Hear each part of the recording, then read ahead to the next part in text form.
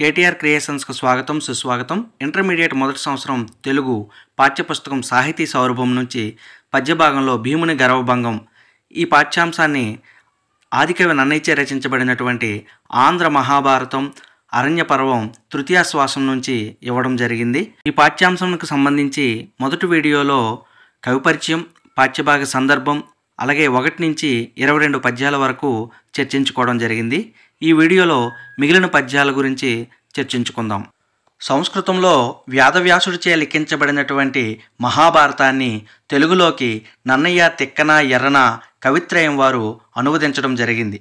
ఈ ఆంధ్ర మహాభారతాన్ని నన్నయ్య ఆది సభ అరణ్య పర్వంలోని 4వ ఆశ్వాసంలోని 142వ పద్యం శారద రాత్రులజ్వల వరకు రచించడం జరిగింది. అరణ్య పర్వంలోని మిగిలిన పర్వశేష భాగాన్ని 143వ పద్యం స్ఫురధరుణాంశ రాగరుచితో ప్రారంభించినటువంటి ఎర్రన అరణ్య పర్వశేషాన్ని పూర్తి చేశారు. నన్నయ్య ఆంధ్ర మహాభారతాన్ని శ్రీవాణి గిరిజాచిరాయ అనే శ్లోకంతో ప్రారంభించడం జరిగింది. మొదటి వీడియోలో శంఖాల పేర్లు చెప్పేటప్పుడు భీష్ముడి శంఖం శశాంకం దగ్గర భీష్ముడికి బదులుగా భీముడని ఉచ్చరించడం జరిగింది. శ్రోతలు గమనించగలరు. ఇప్పుడు మిగిలిన పాఠ్యాంశముల గురించి చర్చించుకుందాం. 22వ వచనంలో హనుమంతుడు 4 యుగాల గురించి భీముడికి తెలియచెప్పగా భీముడు ఆ యుగాల యొక్క గొప్పతనాన్ని గురించి హనుమంతుడిని అడిగాడు. అప్పుడు హనుమంతుడు ఈ విధంగా భీమునకు 4 యుగాల తీరుతెన్నులను ఈ విధంగా చెబుతున్నాడు. కృతమకాని కర్తవ్యంబు కృతయుగంబు నందులేదు చతుస్పాదమగుచు ధర్మ మనగా వర్తిల్లు నచ్చుతుండయుగమున శుక్లవర్ణుడై ప్రజలుగా చుచు వెలుంగు శుక్లవర్ణుడై ప్రజలగా చుచు వెలుంగు. ఇప్పుడు ప్రతి పదానికి అర్థాన్ని తెలుసుకుందాం. కృతము కాని చేయబడినదే కాని కర్తవ్యంబు చేయవలసినది కృతయుగంబునందు కృతయుగంలో లేదు లేదు అనగా ఓ పాపరహితుడైన వాడా భీమా ధర్మము ధర్మము చతుఃపాద అగుచు చతుస్పాదములగుచు 4 పాదాలు కలిగినటువంటిదవుతూ వర్తిల్లన్ నడుస్తుంది. ఆ యుగమున ఆ యుగంలో అచ్యుతుండు విష్ణుదేవుడు శుక్లవర్ణుడై తెల్లటి రంగు కలవాడై ప్రజలను కాచుచు రక్షిస్తూ వెలుంగు ప్రకాశిస్తాడు. ఈ విధంగా ప్రతి పదానికి అర్థాన్ని తెలుసుకున్నాం. ఇప్పుడు ఆ పద్యానికి భావాన్ని తెలుసుకుందాం. పాపరహితుడైన ఓ భీమసేన, కృతయుగంలో చేయటమే కాని చేయవలసినటువంటిది లేదు. ధర్మం 4 పాదాలలో వర్తిస్తుంది. విష్ణుదేవుడు ఆ యుగంలో తెల్లటి రంగు కలవాడై ప్రజలను కాపాడుతూ వెలుగొందుతాడు అని హనుమంతుడు భీముడికి తెలియచేశాడని భావం. ఇక్కడ విశేషం ఏమిటంటే కృతయుగంలో నిర్వహించవలసిన కర్తవ్యాలను 100కి 100 పాళ్ళు అందరూ నిర్వహిస్తారు. కాబట్టి చేయబడినటువంటి కర్తవ్యమే ఆ యుగాన ఉండదని చెప్పబడింది. అందుచేత ధర్మం 4 పాదాల్లో నడుస్తుంది. 4 పాదాలు అంటే 100కి 100 పాళ్ళు. పాదం అంటే 1లో 4వ వంతు. నేటి పరిభాషలో 1/4 25% అన్నమాట. ఈ విధంగా హనుమంతుడు భీముడికి తెలియచేశాడు. ఈ పద్యంలోనే శుక్లవర్ణుడై ప్రజల గాచుచు వెలుంగు ఈ వాక్యము సందర్భ సహిత వాక్యంగా కూడా వచ్చే అవకాశం ఉంటుంది. ఈ యొక్క వాక్యం ఎవరెవరితో అన్నారు? హనుమంతుడు భీముడితో పలుకు సందర్భంలోనిది మాటలు అనే విషయాన్ని విద్యార్థులు చక్కగా గ్రహించాలి. తరువాత ఇచ్చినటువంటి వచనంలో హనుమంతుడు ఈ విధంగా చెప్తున్నాడు. అది ఆ కృతయుగం సనాతన ధర్మ సనాదంబు శాశ్వతమైన ధర్మంతో కూడి ఉంటుంది. అందుల ఆ యుగంలో బ్రహ్మ క్షత్రియ వైశ్య శూద్రులు, బ్రాహ్మణులు క్షత్రియులు వైశ్యులు శూద్రులు ఏకవేదాక్రియాయోగ్యులై ఒకే విధమైన వేదం నిర్దేశించిన కార్యాలను చేయడానికి తగిన అర్హుల కలవారై నమఃకాల ఫల సంయోగంబునన్ కోరుకోకుండా సంక్రమించే ఫలాల చేత కూడుకునేవారు అవటం చేత పుణ్యలోకంబులు ఉత్తమ గతులు పడయుదురు పొందగలరు. అందున్ ఆ కృతయుగంలో అసూయ, అభిచార, దర్ప, పైసున, విగ్రహ, క్రోధ, మద, మత్సర, భయ, సంతాప, వ్యాధి, ప్రజాక్షయ, ఇంద్రియ క్షయంబులు లేవు. మంచి గుణాలలో దోషాలను ఆరోపించటం, శత్రువులపై ద్వేషంతో చేసే మంత్రకర్మలు, డాంబికత్వం, లోభం, కలహం, కోపం, గర్వం, ఓర్వలేమితనం, వెరపు, దుఃఖం, రోగం, జననాశనం, ఇంద్రియాల శక్తులు, కర్మలు, వినాశనాలు ఉండవు. మరియున్ ఇంకను త్రేతాయుగంబునందు త్రేతాయుగాన ధర్మం త్రిపాదంబులై 3 పాదాలు కలదై వర్తిల్లును మనగలదు, వర్తిల్లుతుంది. అందు ఆ త్రేతాయుగంలో ప్రజలు నిత్య సత్యవ్రతశీలురై ఎల్లప్పుడూ నిజం చెప్పటంలో నిష్ట కలవారై యజ్ఞ తపస్ దానాది క్రియలు, యజ్ఞాలు, తపస్సు, దానాలు చేయటం మొదలైన కార్యాల్లో ప్రవర్తిస్తూ ఉంటారు. అందు ఆ త్రేతాయుగంలో రక్తవర్ణుండై ఎర్రటి రంగు కలవాడై విష్ణు భట్టారకుండు పూజ్యుడైన విష్ణుదేవుడు ప్రజారక్షణంబు చేయు జనులను కాపాడుతుంటాడు అని ఈ వచనంలో ప్రతి పదానికి అర్థాన్ని తెలుసుకున్నాం. ఇప్పుడు ఈ వచనం యొక్క భావాన్ని తెలుసుకుందాం. ఆ కృతయుగం శాశ్వత స్వరూపమైన ధర్మంతో కూడి ఉంటుంది. అందు బ్రాహ్మణులు, క్షత్రియులు, వైశ్యులు, శూద్రులు ఒకే విధమైన వేదం ఆదేశించే కార్యాలను ఆచరించే యోగ్యత కలవారై ఉంటారు. వారికి కోరికలు లేకుండగానే సంక్రమించే ఫలాల వలన ఉత్తమ గతులు సంప్రాప్తిస్తాయి. ఆ యుగంలో దుర్గుణ విజృంభణ ఉండదు. మంచి గుణాలకు చెడు ఉద్దేశాలు ఆరోపించబడవు. శత్రువులపై పగ తీర్చుకొనటానికి మంత్రతంత్ర కర్మలు జరగవు. డాబు, పిసినిగొట్టితనం, కలహస్వభావం, కోపం, గర్వం, ఓర్వలేనితనం, వెరపు, దుఃఖం, రోగం, ప్రజానాశనం, ఇంద్రియ పటుత్వం తగ్గటం ఉండవు. ఇంకా త్రేతాయుగంలో ధర్మం 3 పాదాలలో ప్రవర్తిల్లుతుంది. అందులో జనులు ఎల్లప్పుడూ నిజం చెప్పటం అనే నిష్ఠతో ఉంటారు. యజ్ఞాలు, తపస్సు, దానం మొదలైన పుణ్య కార్యాలను చేయటంలో ప్రజలు ఆసక్తి కలవారవుతారు. ఆ త్రేతాయుగంలో పూజనీయుడైన విష్ణుదేవుడు ఎర్రటి రంగు కలవాడై ప్రజలను కాపాడుతాడు అని హనుమంతుడు భీముడికి తెలియచేశాడని భావం. విద్యార్థులు ఇక్కడ గమనించాల్సినటువంటి ముఖ్యమైన అంశం ఏమిటంటే, కృతయుగంలో ధర్మం 4 పాదాల్లో నడుస్తుంది. త్రేతాయుగంకి వచ్చేసరికి ధర్మం అనేది 3 పాదాల్లోకి వచ్చింది. అంటే అధర్మం అనేది పెరుగుతుంది, ధర్మము అనేది తగ్గుతుందనే విషయాన్ని మీరు గమనించాలి. తరువాతి పద్యంలో హనుమంతుడు భీమునికు ఈ విధంగా చెబుతున్నాడు. ద్వాపరంబున 2 పాదముల చేసి నడుచు ధర్మవు వేదముల్ 4 తెరగులై ప్రవర్తిల్లు వేద శాస్త్రార్థ చోదితంబులై ధర్మకామముల్ ధరణి బరుగు. ఇప్పుడు ప్రతి పదానికి అర్థాన్ని తెలుసుకుందాం. ద్వాపరంబున ద్వాపర యుగంలో ధర్మం 2 పాదములను చేసి 2 పాదాలతో నడుస్తుంది. వేదాలు 4 తెరంగులై 4 తీరులై ప్రవర్తిల్లు నడుస్తాయి. వేద శాస్త్రార్థ చోదితంబులై వేదాల యొక్క శాస్త్రాల యొక్క పరమార్థం చేత నడుపబడినవై ధర్మము కామము ధరణీన్ భూమిపై పరగు విలసిల్లుతాయి అని ప్రతిపదానికి అర్థం. ఇప్పుడు పద్యానికి భావాన్ని తెలుసుకుందాం. ద్వాపర యుగంలో ధర్మం 2 పాదాల నడుస్తుంది. వేదాలు 4 తెరుగులుగా ప్రవర్తిల్లుతాయి. వేదాలలోనూ శాస్త్రాలలోనూ ప్రతిపాదించబడిన భావాల చేత నడుపబడి ధర్మకామాలు విలసిల్లుతాయి అని హనుమంతుడు భీముడికి తెలియచేశాడు. తరువాత పద్యాన్ని చర్చించుకుందాం. సత్య సమహీనులగుదురు జనులు కామకాములై చేయుదురు బహుక్రతువులోలి నందు త్రైలోక్య వందితుండచ్చుతుండు కృష్ణవర్ణుడై జగము రక్షించు మరియు. ఇప్పుడు ఈ పద్యంలో ప్రతిపదానికి అర్థాన్ని తెలుసుకుందాం. జనులు ప్రజలు సత్య సమహీనులగుదురు నిజం పలకటమును మనస్సు మొదలగు అంతరింద్రియాల నిగ్రహమును లేనివారవుతారు. కామకాములై కోరికలను కోరేవారై బహుక్రతువులు పెక్కు యాగాలు చేస్తారు. అందున్ ఆ ద్వాపరయుగంలో త్రైలోక్య వందితుండు 3 లోకాల చేత నమస్కరించబడేవాడు అచ్యుతుండు విష్ణువు అంటే శ్రీకృష్ణుడు.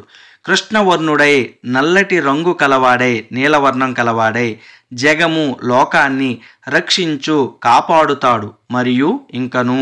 ఇప్పుడు భావాన్ని తెలుసుకుందాం. ఆ ద్వాపరయుగంలో ప్రజలు నిజాన్ని మాట్లాడటం తప్పుతారు. అంతరింద్రియ నిగ్రహాన్ని కోల్పోతారు. కోరికల ఎడ ఆసక్తి కలవారై పెక్కు యజ్ఞాలు నిర్వహిస్తారు. ఆ యుగంలో విష్ణుదేవుడు నీలవర్ణుడై జగత్తును కాపాడుతాడు అని హనుమంతుడు భీముడుకు తెలియచేశాడని భావం. ఇప్పుడు ఆ తరువాత పద్యం గురించి చర్చించుకుందాం. కలియుగమునందు ధర్మము పలమరి వర్తిల్లు నేక పాదంబున నందలగుండు కృష్ణుడు జగతి వలయము రక్షించు బీతవర్ణుండగుచున్ వలయము రక్షించు బీతవర్ణుండగుచున్. ఇప్పుడు ప్రతి పదానికి అర్థాన్ని తెలుసుకుందాం. కలియుగమునందు, కలియుగంలో, ధర్మము బలము అరి శక్తి నశించి ఏకపాదంబునన్ ఒకే చరణముతో వర్తిల్లున్ నడుస్తుంది. అందు ఆ కలియుగంలో నా అలగుడు తేలిక కానివాడు అనగా గొప్పవాడు కృష్ణుడు విష్ణుదేవుడు పీతవర్ణుండగుచున్ పసుపు రంగు కలవాడై జగతీ వలయము సృష్టి మండలాన్ని రక్షించున్ కాపాడుతాడు. ఇప్పుడు ఈ పద్యానికి భావాన్ని తెలుసుకుందాం. ఆ కలియుగంలో ధర్మం శక్తి తగ్గి ఒకే చరణాన నడుస్తుంది. అప్పుడు విష్ణుదేవుడు పసుపు రంగు కలవాడై ప్రపంచాన్ని కాపాడుతాడని హనుమంతుడు భీముడికి తెలియచేశాడు. ఇక్కడ విద్యార్థులందరూ గమనించాల్సినటువంటి ముఖ్యమైన అంశం ఏమిటంటే 4 యుగాలలో కూడా కృతయుగంలో ధర్మం 4 పాదాల్లో అంటే ధర్మాన్ని అందరూ ఆచరించే వ్యక్తులుగాను, ఆ తరువాత త్రేతాయుగంలో ధర్మం 3 పాదాల్లోనూ అంటే ధర్మాన్ని ఆచరించే ప్రజలు తగ్గారు. ద్వాపర యుగంలో 2 పాదాల్లో ఇంకా 50% ధర్మం ఆచరించేవారు వచ్చారు. కలియుగం వచ్చేసరికి 25% మంది మాత్రమే ధర్మానికి కట్టుబడి ఉన్నారు. మిగతా వారందరూ కూడా అధర్మపరులుగా ఉన్నారు అనే విషయాన్ని ఇక్కడ 4 యుగాలకు సంబంధించినటువంటి ప్రజల తీరుతెన్నులను హనుమంతుడు భీముడికి తెలియచేశాడు. ఇక్కడ ధర్మం ఏ విధంగా యుగ యుగానికి తగ్గుతుంది, అధర్మం ఏ విధంగా పెరుగుతుందనే విషయాన్ని విద్యార్థులు అవగాహన చేసుకోవాలి.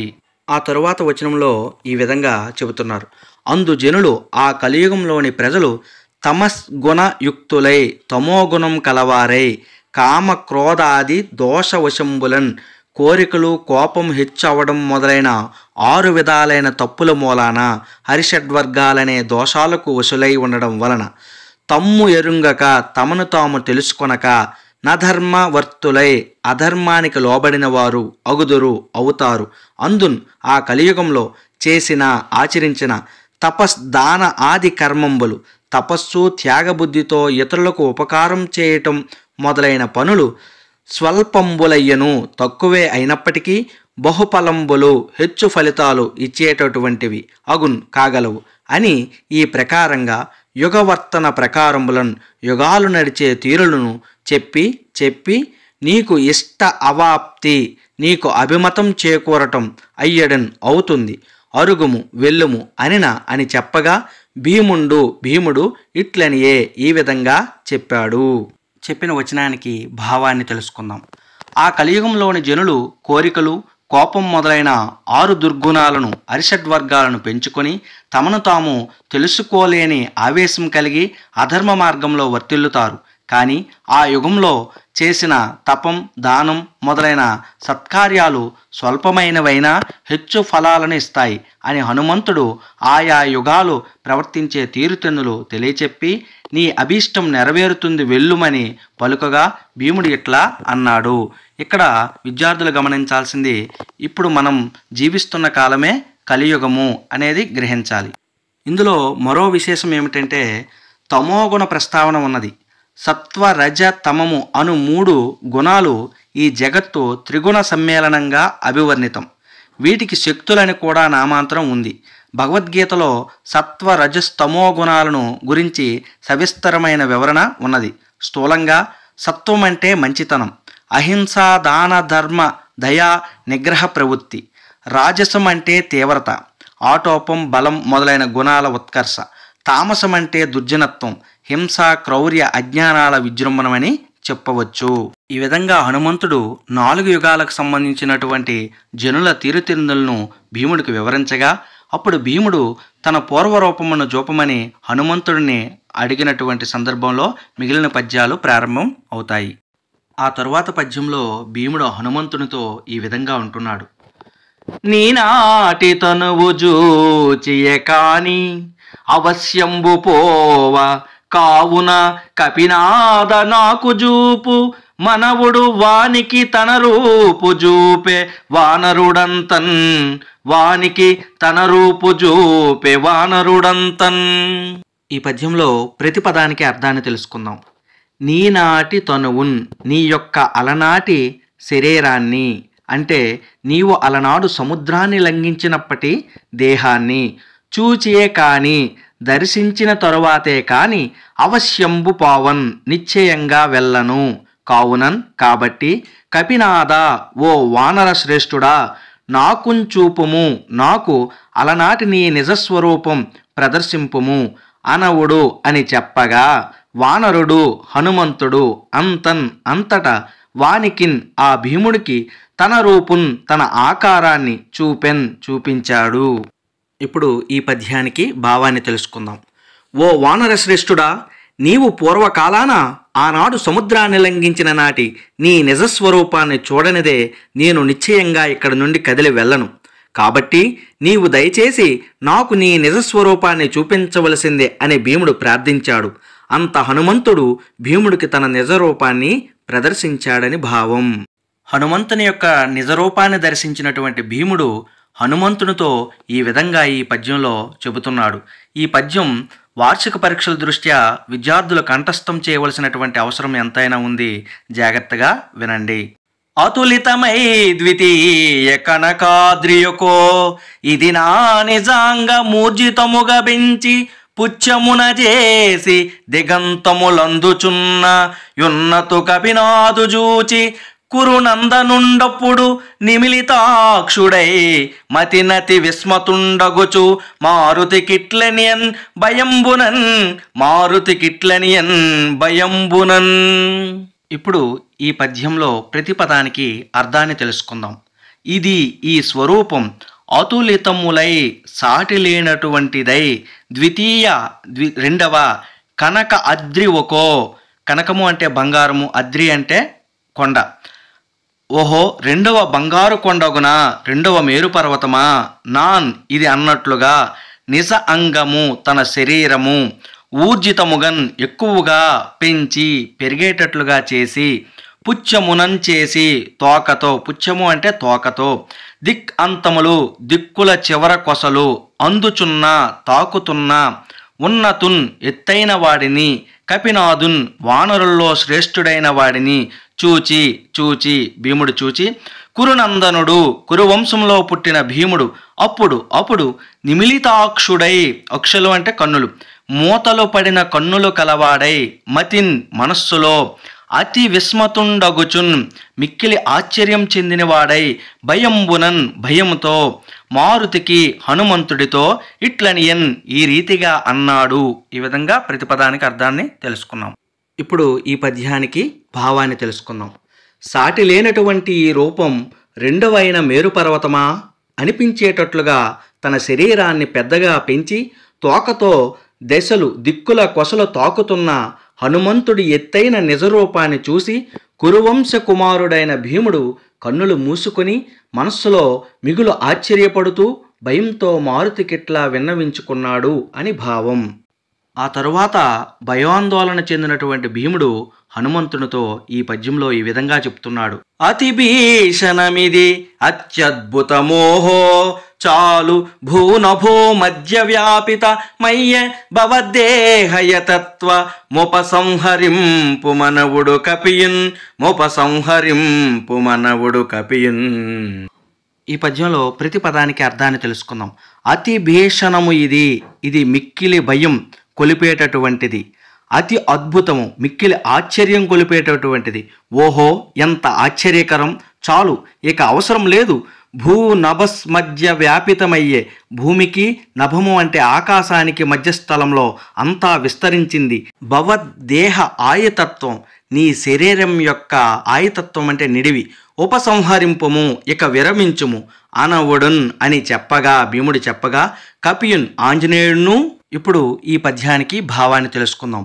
ఓహో ఎంత భయానకమైనది నీ ఆకారం, ఎంత ఆశ్చర్యకరంగా ఉన్నది నీ శరీరం యొక్క నిడివి, భూమి ఆకాశాల మధ్యన గల రోదసి అంతటినీ ఆక్రమించిందే. నీ యొక్క నిజస్వరూపాన్ని దయచేసి ఉపసంహరించవలసిందని భీముడు కోరాడు. అంతట హనుమంతుడు తరువాత పద్యంలో హనుమంతుడు ఈ విధంగా భీముడితో చెబుతున్నాడు. తన ఎప్పటి రూపము జేకొని దీనికి నిను మడుంగగున్ ప్రతిఫలంబు గనినప్పుడు నా రూపం అనుపమముగా ననిన హనుమ కనిలుజుడనియన్ అనిన హనుమ కనిలుజుడనియన్. ఈ పద్యంలో ప్రతి పదానికి అర్థాన్ని తెలుసుకుందాం. తన ఎప్పటి రూపం, తనకు ఎప్పుడూ ఉండే ఆకృతిని చేకొని స్వీకరించి, హనుమంతుడు స్వీకరించి, దీనికి నీవు ఇప్పుడు చూచినటువంటి నా ఆకారానికి, నా రూపంబు, నా ఆకారం ప్రతిబలమున్ శత్రుసేనలను కనినప్పుడు చూచినప్పుడు అనుపమమగున్ పోలిక లేనట్లుగా ఇనుమడంగగున్ 2 రెట్లు హెచ్చు కాగలదు అని చెప్పగా హనుమకు ఆంజనేయుడితో అనిలుజుడు వాయుపుత్రుడైన భీముడు అనియన్ ఈ విధంగా చెప్పాడు. అనిలము అంటే వాయువు, అనలము అంటే అగ్ని అనే విషయాన్ని ఇక్కడ విద్యార్థులు తెలుసుకోవాలి. ఇప్పుడు ఈ పద్యానికి భావాన్ని తెలుసుకుందాం. హనుమంతుడు తాను ఎప్పుడూ ధరించే ఆకారాన్ని తిరిగి పొందాడు. శత్రుబలాన్ని చూచినప్పుడు నా ఆకారం నీవు చూసిన దానికి 2 పెరుగుతుందని, ఆ ఆకారానికి పోలికే లేదు సుమా అని చెప్పాడు. అంత భీముడు ఆంజనేయుడికి ఇట్లా బదులు పలికాడు. తరువాత పద్యం చాలా ముఖ్యమైనటువంటిది. వార్షిక పరీక్షల దృష్ట్యా విద్యార్థులు కంఠస్థం చేయవలసినటువంటి అవసరం ఉంటుంది. ఈ పద్యాన్ని భీముడు హనుమంతుడితో ఈ విధంగా పలుకుతున్నాడు. ఉన్నతి భూని నీవు బలియుండగు రావను నశ్రమంబునన్ పన్నుగా చంపనోపు పటుబాహు బలార్జుడ విట్టియున్నతుల్ నిన్ను సహాయుగా పడసి నిర్మల నీతి పరుండు రాగవుండన్నర భోజనాన్వయుల నాజి వధించుట ఏమి చోద్యమే, నాజి వధించుట ఏమి చోద్యమే. ఇప్పుడు ఈ పద్యానికి ప్రతి పదానికి అర్థాన్ని తెలుసుకుందాం. ఉన్నతిన్ పూని గొప్పతనం వహించి నీవు బలియుండగు బలం కలగట్టేవాడివై రావణుడిని నశ్రమంబునన్ శ్రమ లేకుండా తేలికగా పన్నుగన్ యుద్ధంలో తగినట్లు చంపన్ ఓపు సంహరించగల పటు బాహుబలార్జుడవు సమర్థవంతమైన భుజ పరాక్రమం కలవాడివి. ఇటువంటి గొప్పవాడిని నిన్ను సహాయంకాన్ తోడుపడేవానిగా పడసి పొంది నిర్మల నీతిపరుండు స్వచ్ఛమైన నీతి కలవాడు రాఘవుండు శ్రీరాముడు ఆ నర భోజన అన్వయులను మనుష్యులను ఆహారంగా తినేటువంటి రాక్షస వంశీయులను ఆజిన్ యుద్ధంలో వధించుట చంపటం ఏమి చోద్యమే, ఏమి వింత. ఇప్పుడు ఈ పద్యానికి భావాన్ని తెలుసుకుందాం. నీవు గొప్పవాడివి, నీవు పూనుకొని అంతటి బలవంతుడైన ఆ రావణుడిని సైతం సులువుగా యుద్ధంలో సంహరించగలిగిన వాడివి. అట్టి గొప్ప పరాక్రమం కల నిన్ను సహాయుడుగా కొని రఘువంశంలో జన్మించిన శ్రీరామచంద్రుడు నరమాంస భక్షకులైన రాక్షసులను యుద్ధంలో చంపటం ఏమంత వింత కాదు. ఇక్కడ విద్యార్థులు గమనించాల్సినటువంటి అంశం ఏంటంటే, హనుమంతుడంతటి గొప్పవాడి సహాయం పొంది ఆ కుటిల దానవులను సంహరించడంలో ఇక్కడ గొప్ప విశేషం ఏం లేదు, అంటే నువ్వంత గొప్పవాడివని భీముడు ఆ హనుమంతునితో ఈ విధంగా పలికాడని భావం. అంటే ఇక్కడ గమనించాల్సినటువంటి మరో అంశం ఏంటంటే, సమర్థులైనటువంటి వ్యక్తులు సైన్యంలో ఉంటే శత్రువుల్ని సంహరించడం చాలా సులువైన పని. అంటే ఇక్కడ హనుమంతుడు సమర్థుడు కాబట్టి రాముడు చాలా సులువుగా రావణ్ణి చంపగలిగాడు అని ఇక్కడ భీముడి యొక్క ఉద్దేశం. తరువాత ఇచ్చినటువంటి వచనంలో ప్రతి పదానికి అర్థాన్ని తెలుసుకుందాం.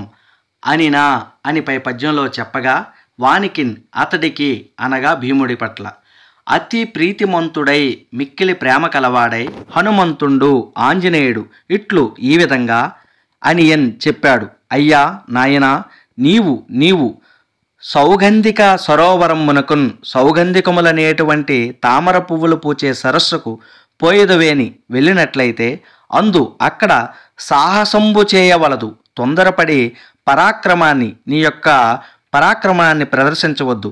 అది ఆ సరస్సుకు యక్ష రాక్షస రక్షితంబై, యక్షుల చేత రాక్షసుల చేతను కాపాడబడినటువంటిదై, దేవతా ఉపభోగ యోగ్యంబులై, వేల్పుల చేత అనుభవించతగినదై ఉంటుంది. దేవతలు వేల్పులు బలి హోమ నమస్కారంబులు చేసి నైవేద్యాల చేత, అగ్నిలో వేల్చటం చేత, వందనాలు చేయటం ద్వారా భక్తి సాధ్యులు కాని, ఆరాధన భావంతో వశమయ్యే వంటి వారే కాని సాహస క్రియా సాధ్యులు కారు, తొందరపాటుతో కూడిన పనుల చేత వశమయ్యేవారు కారు.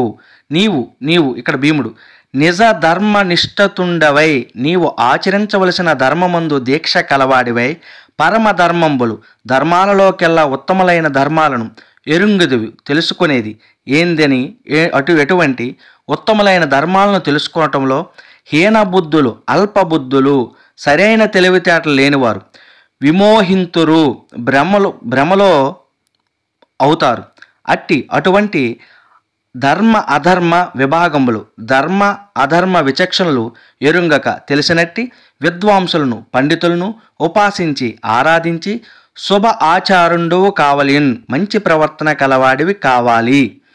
ఆచారంబు ప్రవర్తన వలన అనగా మహానుభావుల పలువురు ఆచరించేటువంటి తీరుతెన్నుల్లో వర్తించటం వలన ధర్మం ఉద్భవిస్తుంది. ధర్మం వలన వేద ప్రతిష్టకు వేదాల యొక్క స్థిరమైన ఉనికి ఏర్పడుతుంది. వేదంబు చేసిన వేదాల చేత యజ్ఞంబులు, క్రతువులు, ప్రవర్తులను జరుగుతాయి. అటువంటి యజ్ఞంబు వలన వేదాల చేత ప్రతిపాదించబడిన క్రతువులు జరగటం వలన దేవతలు వేల్పులు తృప్తి చెందినవారు అవుతారు. ఇప్పుడు ఈ వచనానికి భావాన్ని తెలుసుకుందాం అని భీముడు పలుకగా, అతడి యొక్క మిక్కిలి ప్రేమతో హనుమంతుడు ఇట్లా చెప్పాడు. నాయనా, నీవు సౌగంధికాలనే పేరు కల 100 రేకుల బంగారు తామర పువ్వుల గల కొలనుకు పోయినట్లయితే అక్కడ తొందరపడి నీ శౌర్యం ప్రదర్శించటానికి పూనుకోవద్దు. ఆ సరోవరాన్ని యక్షులు రాక్షసులు కాపాడుతుంటారు. అది దేవతలు అనుభవించేటువంటిది. దేవతలు ఆరాధనకు లొంగుతారు. బలులు, హోమాలు, నమస్కారాల వలన సంతృప్తి చెందుతారు. వారు భక్తిభావం చేత ప్రసన్నులవుతారు కానీ శౌర్య పరాక్రమాల చేత సాధించతగిన వారు కారు. నీవు నీ ధర్మాన్ని ఆచరించడంలో దీక్ష పూనుము, పరమ ధర్మాన్ని తెలుసుకొనుము. సరి అయిన తెలివితేటలు లేనివారు ఎక్కడ పొరబడతారో అట్టి ధర్మాధర్మ విచక్షణను పండితులను ఆశ్రయించి తెలుసుకొనుము. ఆ విధంగా నీవు సరైన ప్రవర్తన అలవరుచుకొనుము. మహాత్ముల యొక్క ప్రవర్తన పలువురి చేత అనుసరించబడినదై ఉత్తమమగు ఆచారం అవుతుంది. అటువంటి ఆచారం నుండి ధర్మం జనిస్తుంది. ధర్మం వలన వేదం పాదుకుంటుంది. వేదాల వలన యజ్ఞాలు జరుగుతాయి. అటువంటి యజ్ఞాలు జరగడం చేత దేవతలు తృప్తి చెందుతారు అని హనుమంతుడు భీముడికి తెలిపాడని భావం. ఈ వచనం ద్వారా విద్యార్థులు గ్రహించాల్సినటువంటి అంశం ఏమిటంటే, ఏ పనిని సాధించాలంటే బుద్ధిబలము, భక్తిభావము విద్యార్థుల్లో పెంపొందించుకోవాలి తప్ప మొరటుతనంతోని మూర్ఖంగా శరీర బలంతో దేన్ని సాధించలేము అనేటువంటి విషయాన్ని హనుమంతుడి మాటల ద్వారా, ఇక్కడ భీముడు బలమైనవాడు కాబట్టి నేను ఎంతటి పనినైనా చేయగలనని ఒక అవివేకంతో పని చేయొద్దు, తొందరపడొద్దు, నువ్వు పండితుల దగ్గర ధర్మాన్ని తెలుసుకొని ప్రవర్తించు, ఆ ధర్మం వలనే నువ్వు వెళ్ళవలసినటువంటి కార్యాన్ని నిర్వర్తించుకోగలవని తెలియజేశాడు. విద్యార్థులు కూడా మీరు ఉన్నతులుగా తయారవ్వాలంటే గురువులు, గొప్ప వ్యక్తుల దగ్గర నుంచి మంచి మంచి సలహాలని, సూచనలు తీసుకొని మీరు గొప్పగా తయారవ్వాలని ఇక్కడ హనుమంతుల మాటల ద్వారా మీరు గ్రహించవచ్చు. అంతేకాకుండా తరువాత పద్యంలో హనుమంతుడు భీమునితో ఈ విధంగా చెప్తున్నాడు. కార్యసిద్ధి పొంటె కాలంబు దేశంబు నెరిగి బుద్ధిమంతులెల్ల ప్రొద్దు సాహసంబు విడిచి సామాద్యుప్రాయ ప్రయుక్తి చేయుదురు యథోచితముగా. ఇప్పుడు ఈ పద్యానికి ప్రతిపదానికి అర్థాన్ని తెలుసుకుందాం. బుద్ధిమంతులు, తెలివి కలవారు, ఎల్లప్రొద్దు ఎల్లప్పుడు, కార్యసిద్ధి పొంటెన్ కార్యం జయప్రదం అవటానికి, కాలంబు తగిన కాలాన్ని సమయాన్ని, దేశంబున్ తగిన స్థలాన్ని ఎరిగి తెలుసుకొని, సాహసంబు విడిచి తొందరపాటును విడిచి, సామ ఆది ఉపాయ ప్రయుక్తి సామం మొదలైన ఉపాయాలను ఉపయోగించి యథా ఉచితముగా ఆయా సమయాలకు ఆయా స్థలాలకు తగినట్లుగా చేయుదురు, ఆచరిస్తారు. ఇప్పుడు భావాన్ని తెలుసుకుందాం. ఏ కర్తవ్యాన్ని నెరవేర్చటంలోనైనా బుద్ధిమంతులు తగిన సమయాన్ని తగిన స్థలాన్ని తెలుసుకొని సాహసాన్ని వదిలి సామధాన భేద దండోపాయాలను ఏ విధంగా ప్రయోగించుతారో అట్లే ప్రయోగించి విజయాన్ని సాధిస్తారు అని హనుమంతుడు భీముడికి తెలియచేశాడు. ఇక్కడ విశేషం ఏమిటంటే విజయ సాధనకు ప్రాచీనులు పేర్కొన్న 4 ఉపాయాలు: సామం మంచితనం ఉపయోగించి పనిచేయడం, ధనం డబ్బు ఇవ్వడం ద్వారా పని చేసుకోవడం, భేదం శత్రువుల్లో చీలికలు ఏర్పరచడం, వారి మధ్య గొడవలు పెట్టి విజయాన్ని సాధించడం, దండం పరాక్రమం చూపించి శత్రువులను శిక్షించడం. చతుర్విధ ఉపాయాలను ప్రయోగించడంలో మొదటిది సామం, చిట్ట చివరిది దండం అని మరువకూడదు. మొదట ఏ పనినైనా సౌమ్యంగానే సాధించాలి తప్ప దండంతో పరిష్కరించాలని అనుకోకూడదనే విషయాన్ని కూడా ఇక్కడ గమనించాలి. ఆ తరువాత ఇచ్చినటువంటి వచనంలో ప్రతి పదానికి అర్థాన్ని తెలుసుకుందాం. మరియు ఇంకను సర్వకార్యంబులు అన్ని పనులు మంత్రమూలంబులు ఆలోచనలే ఆధారంగా కలవి. మంత్రం అంటే ఇక్కడ ఆలోచన అనే అర్థం. కాబట్టి విద్వాంసులై పండితులై ప్రబుద్ధులు అయిన వారలతో గొప్ప తెలివితేటల కలవారితో మంత్రంబు చేయనది ఆలోచించాలి. బాలకులయున్ చిన్నపిల్లలతో, అధిక శ్రీదర్పితులయున్ అమితమైన ధనం చేత గర్వించే వారలతో, లబ్ధులయు పిసినుగుట్టులతో, లఘు జనంబులయును తోడన్ నీచులైన వారితో మంత్రంబు చేయవలదు, ఆలోచించటం కూడదు. ఈ వచనానికి భావాన్ని తెలుసుకుందాం. ఇంకను అన్ని పనులు నెరవేరటానికి ఆలోచన అవసరం. కాబట్టి పండితులైన గొప్ప తెలివితేటలు కలవారితో ఆలోచన చేయాలి.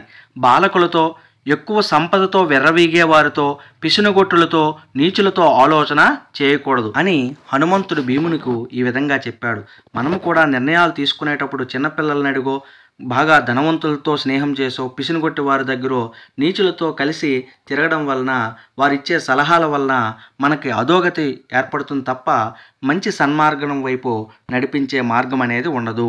గొప్ప పండితుల దగ్గర, గురువుల దగ్గర, తల్లిదండ్రుల దగ్గర మాత్రమే ఆలోచన చేసి మన జీవితాలకు మంచి లక్ష్యాలను ఏర్పరచుకోవాలనే విషయాన్ని ఇక్కడ విద్యార్థులు గమనించాలి. తరువాత పద్యంలో హనుమంతుడు భీమునికి ఈ విధంగా అంటున్నాడు. జనులు నిగ్రహ అనుగ్రహ శక్తుడైన రాజు శాసనమున చేసి రమణతోడ నోలి తమ తమ మర్యాదలొక్కనాడు తప్పనోడుదు రిమ్మహీతలమునందు.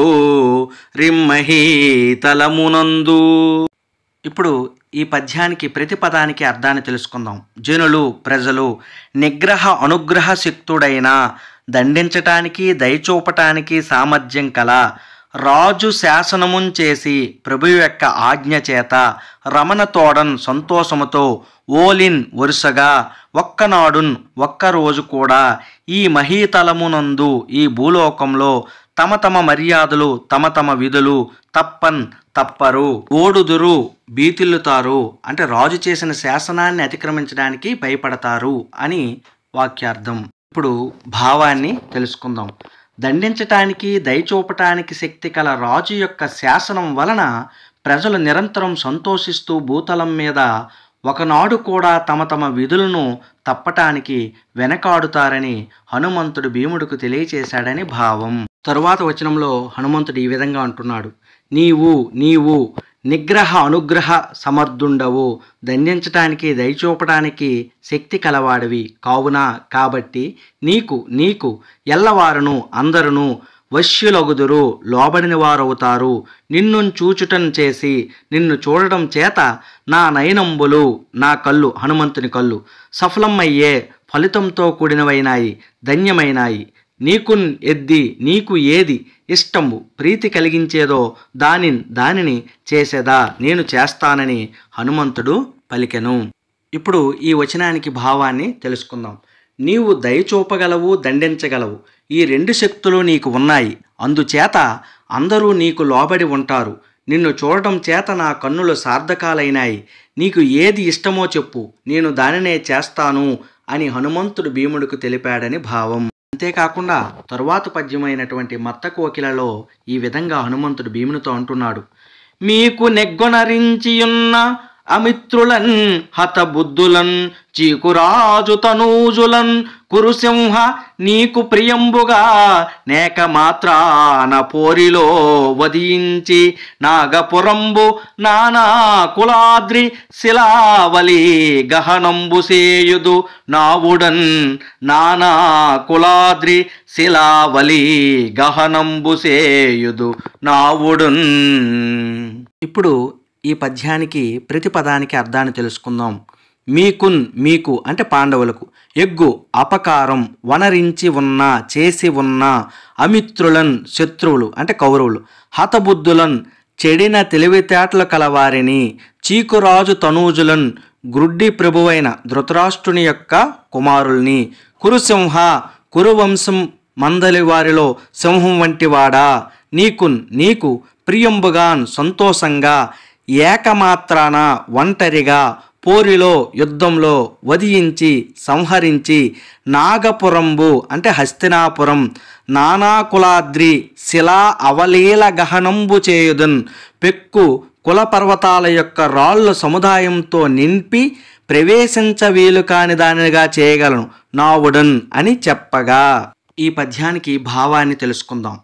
కురువంశంలో సింహం వంటివాడవైన ఓ భీమా, మీకు కీడు చేసిన శత్రువులను, చెడిపోయిన తెలివితేటల కలవారిని, గుడ్డి ప్రభువు కొడుకులను నీకు సంతోషం కలిగేటట్లుగా నేను ఒక్కడినే అసహాయ సూర్యుడినై యుద్ధంలో సంహరించి హస్తినాపురాన్ని పెక్కు కులపర్వతాలలోని రాళ్ళు రప్పలతో కప్పి వెళ్ళడానికి వీలులేనిదిగా అడవిగా మార్చివేయగలను అని ఆంజనేయుడు చెప్పగా భీముడిట్లా చెప్పాడు. తరువాత పద్యంలో భీముడు హనుమంతునితో మత్త కోకిల పద్యంలో ఈ విధంగా చెప్తున్నాడు.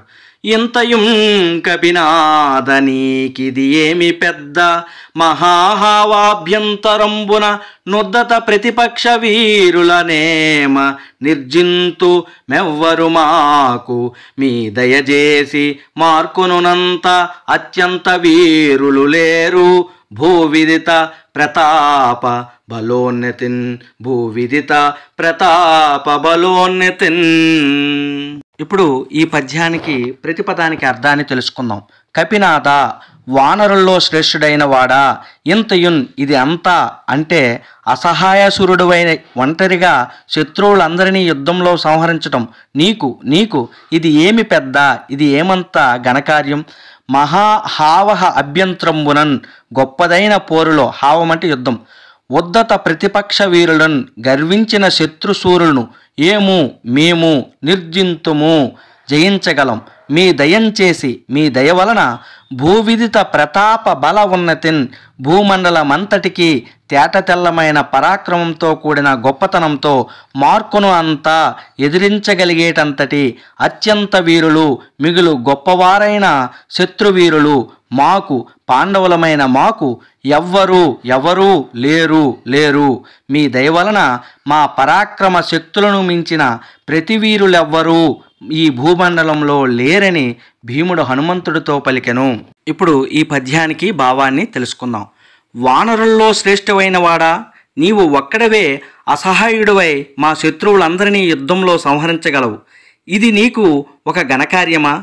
గర్వించిన శత్రువీరులను మేమే యుద్ధంలో జయించగలం. మీ దయ వలన ఈ భూలోకంలో తేటతెల్లమైన పరాక్రమం గల మేము జయించలేని గొప్ప వీరులెవరూ లేరని భీముడు హనుమంతుడితో పలికాడని భావం. పాండవుల యొక్క బల పరాక్రమాన్ని ఆత్మవిశ్వాసం జోడించి చెప్పినటువంటి భీమునితో హనుమంతుడు ఈ వచనంలో ఈ విధంగా చెబుతున్నాడు. అనిన విని అని భీముడు చెప్పగా ఆలకించి భీమసేనుకున్ భీముడికి హనుమంతుండు ఆంజనేయుడు ఇట్లనియే ఈ విధంగా చెప్పాడు. నన్ను అంటే హనుమంతుణ్ణి రణ అంతరంబునన్ యుద్ధం మధ్యలో తలంచునది స్మరించవలసింది నీ అందు సౌహృదంబునన్ నీ అందలి స్నేహం చొప్పున హావాహంబులోన్ యుద్ధంలో అతిరథుండైన రధికులలో శ్రేష్ఠుడైన అర్జును రథధ్వజంబునందుండి అర్జునుడి యొక్క జెండాపై ఉండి మీ బల పరాక్రమంబులను చూతును, మీ బల పౌరుషాలను చూస్తాను అని చెప్పి భీముడిని కౌగిలించుకొని ఆలింగనం చేసుకుని వానికి అతడికి ఆ భీముడికి సౌగంధిక సరోవర మార్గంబునం చూపి సౌగంధికాలనే 1000 రేకుల బంగారు తామర పువ్వులు పూచేటువంటి కొలనుకు దారి చూపి హనుమంతుండు ఆంజనేయుడు అంతర్హితుండైనన్ కనిపించకుండా మాయంకాగా తత్ ఆలింగన విగత శ్రముండను అతడి అనగా ఆంజనేయుడి యొక్క కౌగిలింతక చేత పోగొట్టబడిన శ్రమ కలవాడును అయినా విపుల జవశక్తి యుక్తుండును అయి ఎక్కువ వేగము బలం కలవాడును అవుతూ భీముడు. ఇప్పుడు ఈ వచనానికి భావాన్ని తెలుసుకుందాం. అని చెప్పిన ఆలకించి భీముడికి హనుమంతుడు ఇట్లా చెప్పాడు, నన్ను యుద్ధంలో సంస్మరించుము. నీ మీది స్నేహంతో నేను మహావీరుడైన అర్జునుడి రథంపై ఉండే జెండాపై ఉండి యుద్ధంలో మీ బలాన్ని మీ శౌర్యాలను చూస్తాను అని భీముడిని కౌగిలించుకొని అతడికి సౌగంధికాలు అనే 1000 రేకుల బంగారు తామర పువ్వులు పూచేటటువంటి కొలనుకు దారి చూపి హనుమంతుడు మాయమయ్యాడు. అంతటా భీముడు హనుమంతుడి చేత కౌగిలించుకోబడటం చేత పోయిన శ్రమ కలవాడై నూతన ఉత్సాహంతో కొత్త జవసత్వాలను నింపుకున్నాడు భీముడు. ఈ విధముగా భీముని గర్వభంగం అను పాఠ్యాంశమును మీకందరికీ అర్థమైన విధంగా బోధించానని భావిస్తున్నాను. ఏ విధమైనటువంటి దోషం ఉంటే మన్నించగలరు. మిత్రుల కోరిక మేరకు వ్యాకరణ అంశాలను కూడా ఈ వీడియోలో పొందుపరచడం జరిగింది. మిత్రులందరూ వ్యాకరణ అంశాలను కూడా చూడగలరు. మాకున్నంత జ్ఞానంలో ఈ సందులు సమాసాలని వివరించడం జరిగింది. ఏవైనా దోషాలు ఉంటే తెలియపరచగలరు. జై హింద్. మరొక వీడియోలో కలుద్దాం. అంతవరకు సెలవు.